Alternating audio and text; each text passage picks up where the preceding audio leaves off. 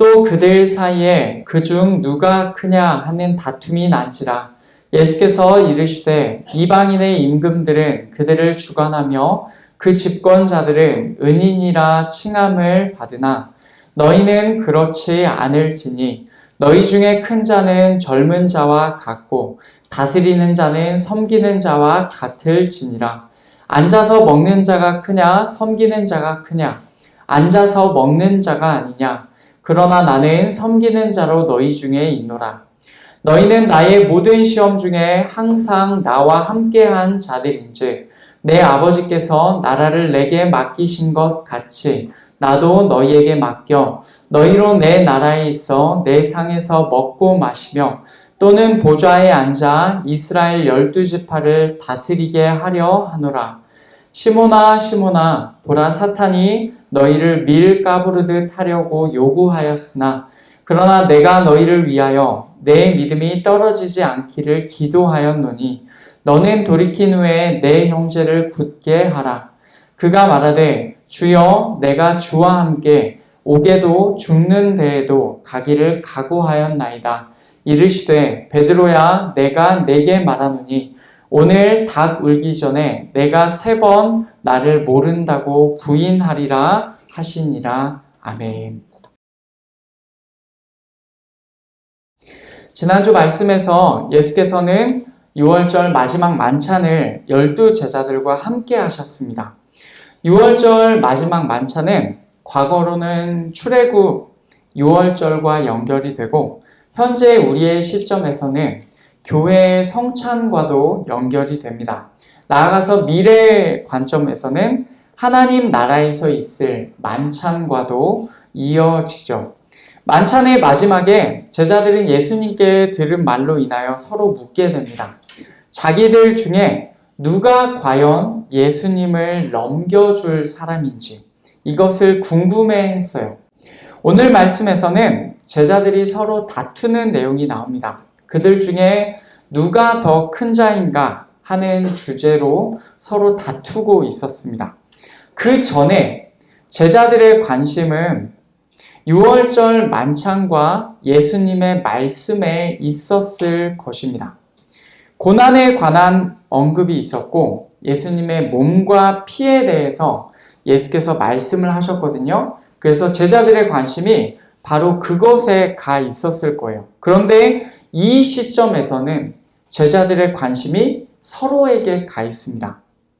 바로 이 앞전에서는 6월절 만찬 그리고 예수님의 말씀에 있었는데 바로 여기서는 제자들의 관심이 서로에게로 향했던 것이죠. 누가 더 큰 자인가? 또 한심한 일을 하고 있다라고 생각할지 모르지만 사실 우리도 그 질문에 상당히 민감할 겁니다. 누가 더 큰 자입니까? 누가 더 높은 자입니까? 누가 더 위대한 자입니까?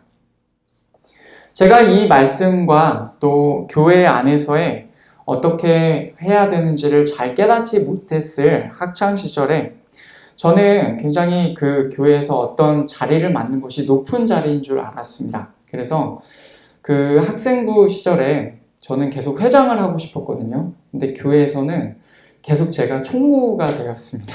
그래서 뭔가 제 느낌에 나는 계속 안 되나 보다 라고 생각을 했는데 좀 지나서 한참 후에 진짜 시간이 많이 흘렀어요.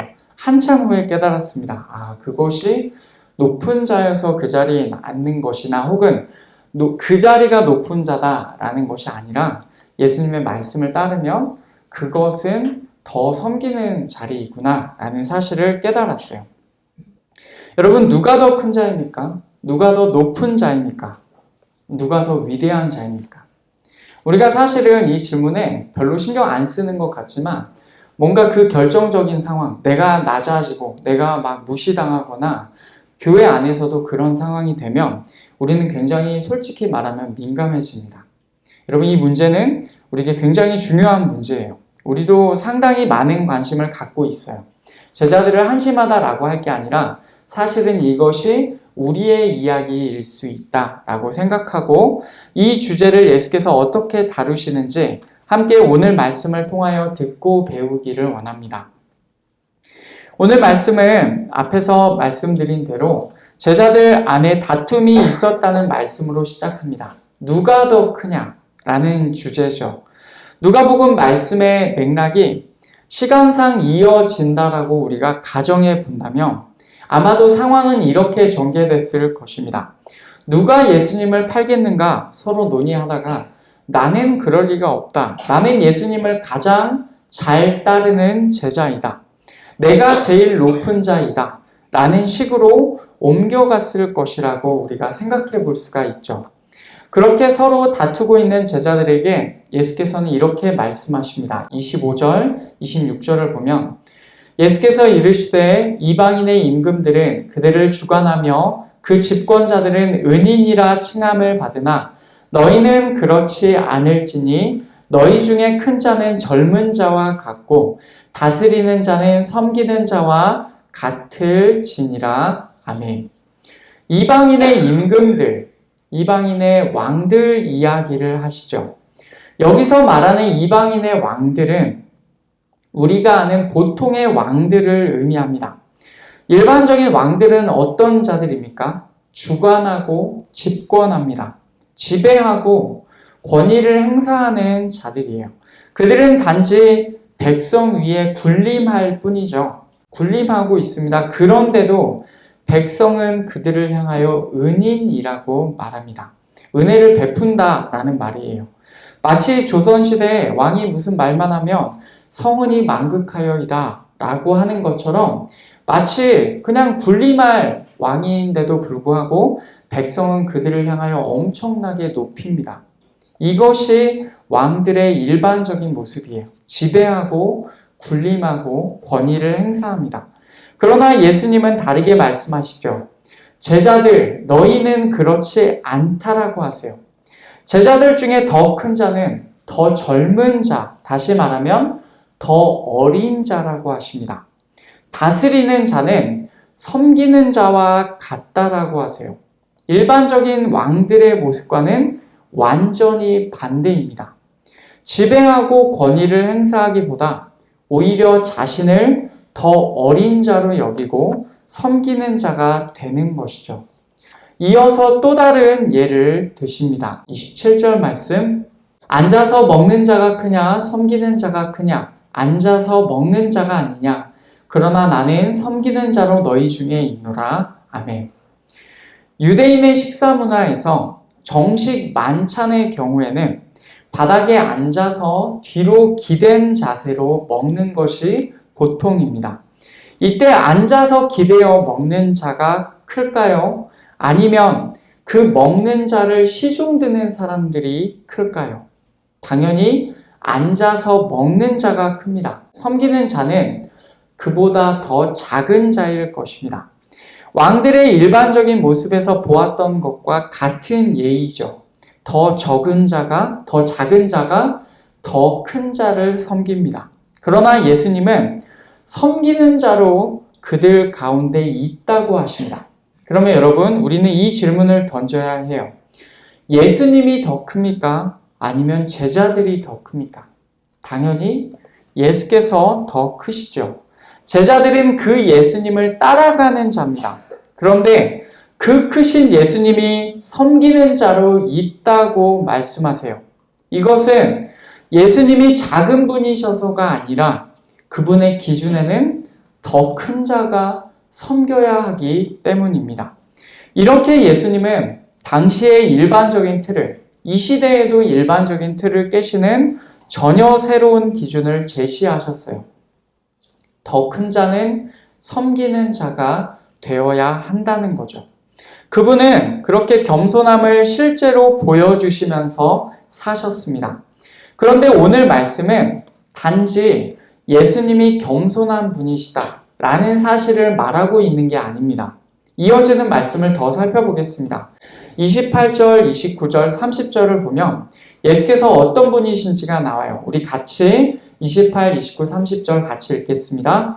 너희는 나의 모든 시험 중에 항상 나와 함께한 자들인즉 내 아버지께서 나라를 내게 맡기신 것 같이 나도 너희에게 맡겨 너희로 내 나라에 있어 내 상에서 먹고 마시며 또는 보좌에 앉아 이스라엘 12지파를 다스리게 하려 하노라. 아멘.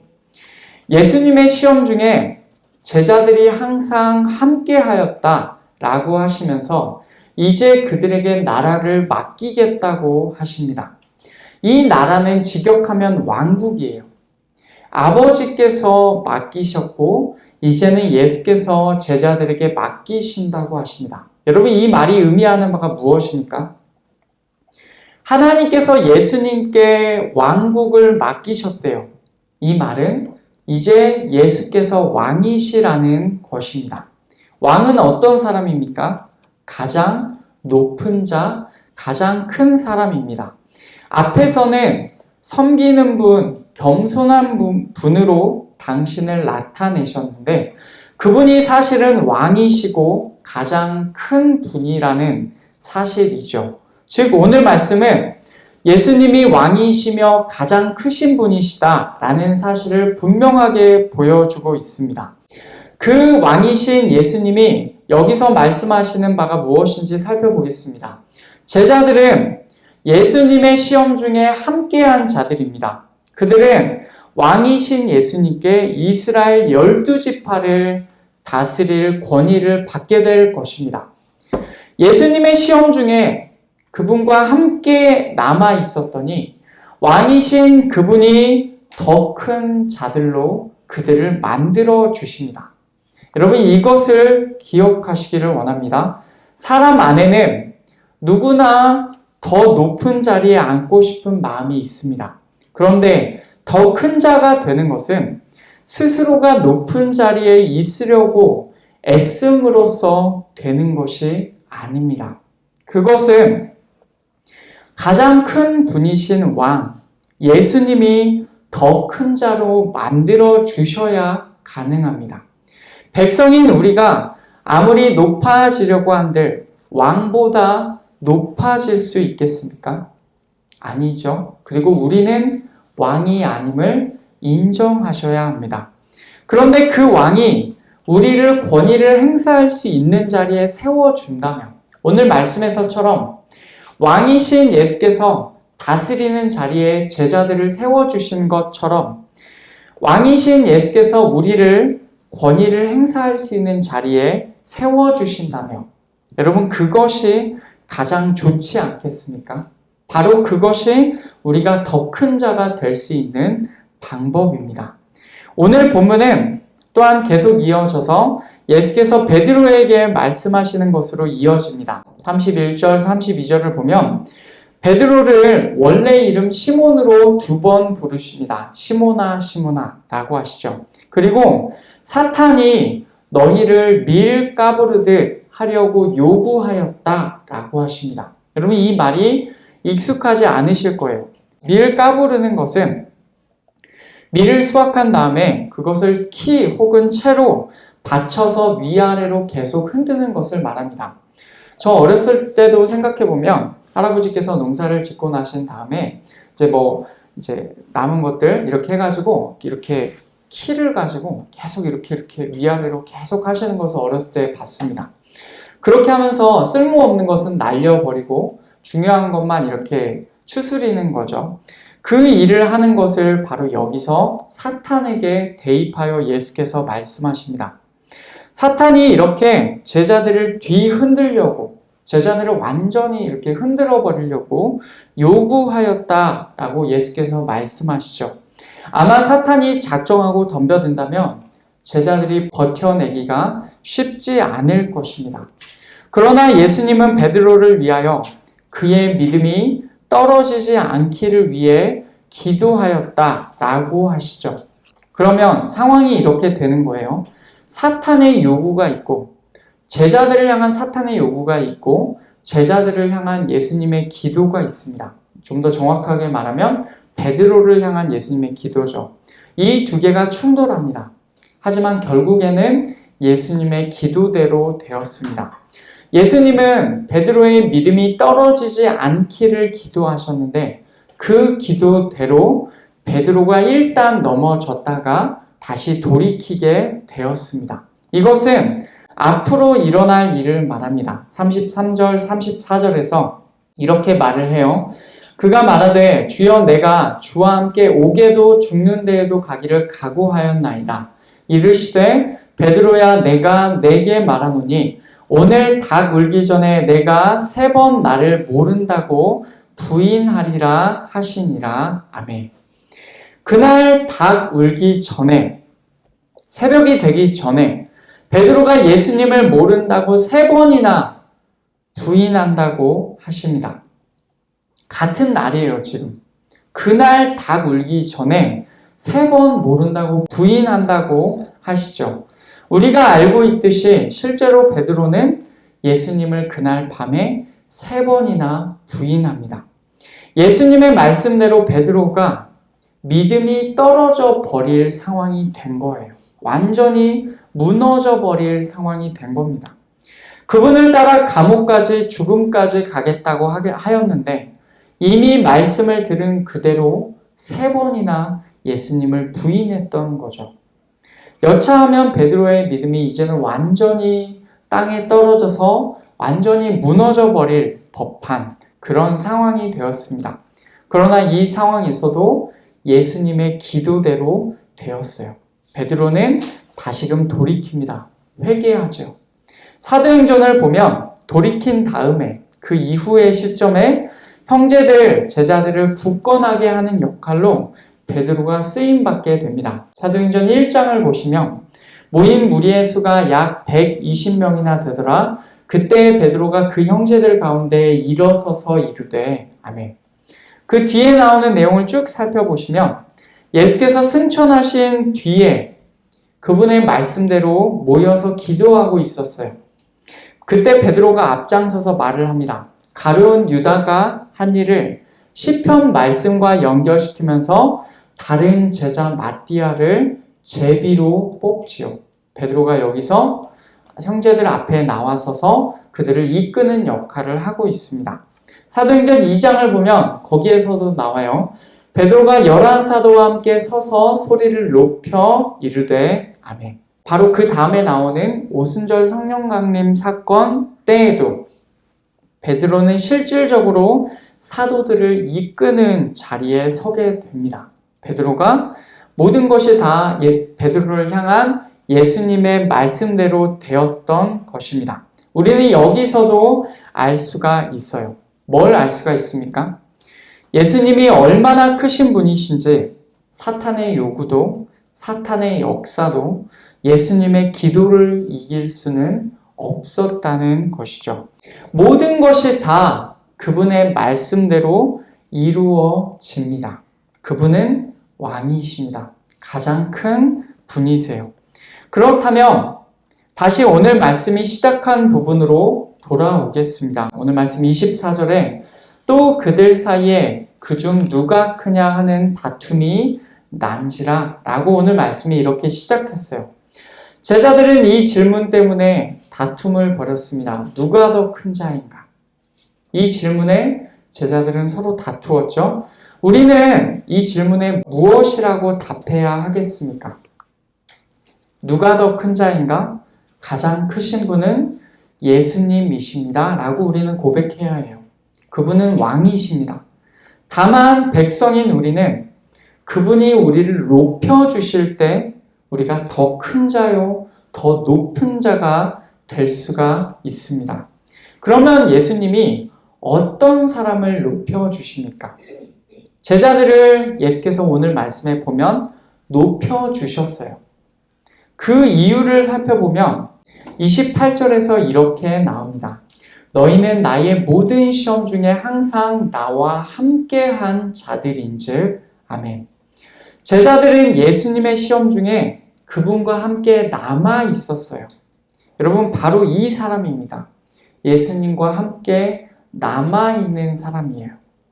어떤 시험이나 고난이나 어려움을 당하여도 그분과 함께 남아있는 사람을 예수님께서는 높여주십니다. 잘 생각해 보십시오. 어떤 시험이나 고난이나 어려움이나 아니면 내가 걸려 넘어질 만한 어떤 시험이 나에게 정말로 닥쳐오더라도 그분과 함께 끝까지 남아있는 사람을 왕이신 예수께서는 높여주신다는 겁니다. 또한 예수님은 계속 그분과 함께 남아있는 사람을 높여주십니다. 앞에서 한 말 아니냐라고 생각할 수 있는데 여러분 계속 남아있는 사람을 높여주십니다.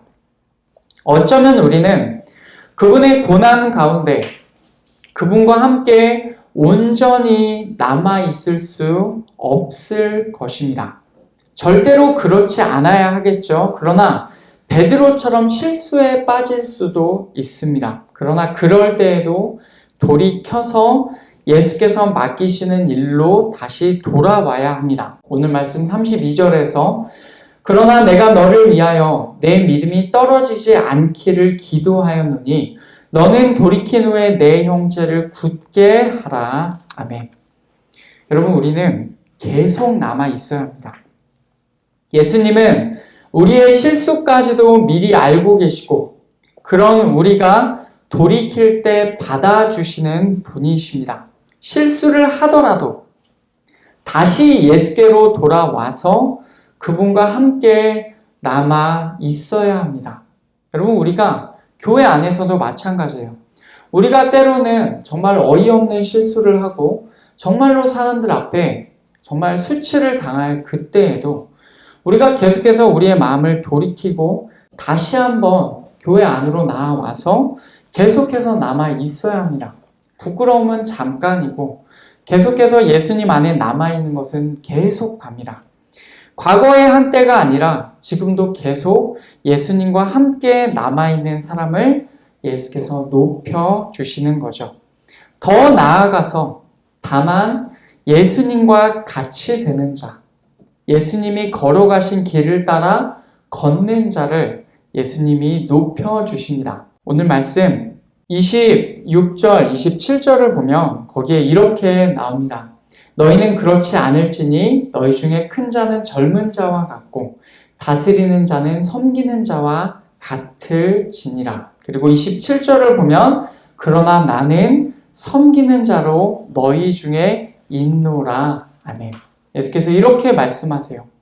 여러분 더 큰 자는 더 어린 자입니다. 더 큰 자는 더 어린 자와 같고 다스리는 자는 섬기는 자와 같습니다. 여러분 이 말이 무슨 말이냐?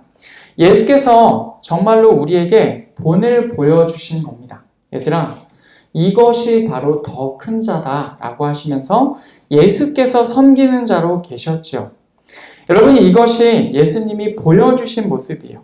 우리는 예수님을 따라 걷는 것으로 충분합니다. 다만 예수께서 섬기는 자로 사셨기 때문에 우리도 그저 섬기는 자로 계속해서 그분을 따라 걸어가는 겁니다. 그러니 그분을 따라 섬기는 자로 겸손한 자로 자신을 낮추는 자로 살면 어떻게 됩니까? 그분이 우리를 높여주시는 것이죠. 다만 그것으로 우리는 충분한 것입니다. 그런데 반대의 경우를 한번 생각해 보겠습니다. 만약에 우리가 왕이신 예수님, 가장 큰 분이신 예수님을 따라가기를 원하지 않고 내가 스스로를 높인다라고 한다면 우리는 어떻게 될까요? 오히려 낮아질 것입니다. 성경에 나오는 예 중에 어떻게 보면 가장 극단적인 예를 보겠습니다. 이사야 14장을 보면 거기에 바벨론 왕에게 하나님께서 하신 말씀이 나와요. 그런데 많은 학자들은 이 내용을 사탄과 연결시켜서 보기도 합니다. 내용은 이렇습니다. 너 아침의 아들 계명성이여 어찌 그리 하늘에서 떨어졌으며 너 열국을 엎은 자여 어찌 그리 땅에 찍혔는고 내가 내 마음에 이르기를 내가 하늘에 올라 하나님의 뭇별 위에 내 자리를 높이리라. 내가 북극 지폐의 산 위에 앉으리라. 가장 높은 구름에 올라가 지극히 높은 이와 같아지리라 하는도다. 여러분 이 내용을 보면 어떻습니까? 바벨론 왕이 자신을 하나님 앞에서 높입니다. 하나님의 뭇별 위에 내 자리를 높이리라. 북극 지폐의 산 위에 앉으리라. 가장 높은 이와 같아지리라. 여러분, 이 내용이 정말로 바벨론 왕이 했던 고백인과 동시에 더 넓게 보면 사탄이 예수님을 대적하면서 한 고백과도 같지 않습니까? 하나님과 같아지는 것.